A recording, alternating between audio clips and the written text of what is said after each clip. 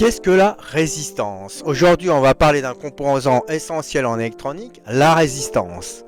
Vous l'avez sûrement déjà rencontré même sans le savoir, mais qu'est-ce que c'est exactement et à quoi sert-elle?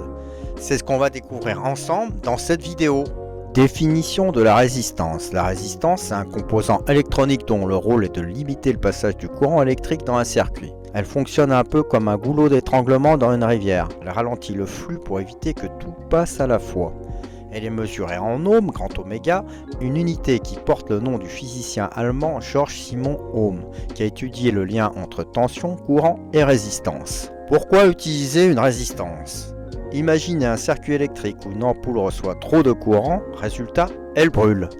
La résistance agit comme un régulateur pour protéger les composants fragiles comme les LED, les transistors ou même les microcontrôleurs. Elle permet aussi de contrôler la quantité de courant qui passe dans un circuit. Par exemple, dans une LED, une résistance limite l'intensité pour éviter qu'elle ne grille. Dans un haut-parleur, elle aide à ajuster le volume. Comment fonctionne une résistance? Pour comprendre son fonctionnement, il faut parler de la loi d'Ohm. Cette loi explique la relation entre la tension en volts, le courant en ampères et la résistance en ohms. La formule est simple, U égale RI. U est la tension, R est la résistance et I est le courant. U égale RI. Si on augmente la résistance, le courant diminue et inversement. Cela montre bien que la résistance agit comme une barrière pour le courant. Il existe différents types de résistance, adaptés à diverses applications. Les résistances fixes, leur valeur ne change pas, elles sont les plus courantes. Les résistances variables ou potentiomètres, leur valeur peut être ajustée, par exemple pour régler le volume d'une radio. Les thermistances, leur résistance varie avec la température, souvent utilisée pour mesurer ou réguler la chaleur. Et enfin, les résistances photoélectriques, leur résistance change selon la lumière reçue comme dans certains détecteurs. Comment identifier une résistance? Les résistances sont souvent de petites pièces cylindriques avec des anneaux colorés. Ces couleurs ne sont pas décoratives. Elles permettent de lire la valeur de la résistance grâce à un code de couleur universel. Voici comment cela marche. Chaque couleur correspond à un chiffre, exemple noir égale 0, marron égale 1, rouge égale 2, etc. En combinant les couleurs, on obtient les valeurs en ohms.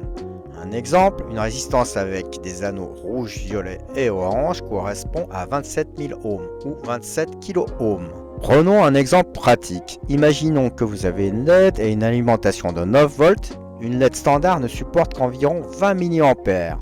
Si on applique la loi d'Ohm, R égale à U sur I, donc 9 divisé par 0,02, cela donne 450 ohms. Vous aurez donc besoin d'une résistance d'au moins 450 ohms pour protéger votre LED. On peut aussi calculer la dissipation thermique RI carré pour savoir quelle résistance de 450 ohms prendre. Est-ce qu'il faut une résistance capable de dissiper un quart ou un demi-watt? Dans la résistance, il passe 0,02 ampères, donc P égale à RI carré, ce qui fait 450 par 0,02 au carré, soit 450 par 0,0004, ce qui donne 0,18 watts. Donc une résistance de un quart de watt, soit 0,25 watts, pourra convenir. Il est important de calculer la valeur de dissipation que peut encaisser la résistance, sinon elle risque de brûler ou d'être détériorée. En conclusion, la résistance est un des composants les plus simples, mais aussi l'un des plus essentiels en électronique. Elle joue un rôle clé dans la protection, la régulation et le contrôle des circuits électriques. La prochaine fois que vous verrez un appareil électronique, pensez aux résistances cachées qui permettent son bon fonctionnement. Merci d'avoir suivi cette vidéo. Si vous avez aimé, n'hésitez pas à liker et à vous abonner pour en savoir plus sur les technologies qui façonnent notre avenir.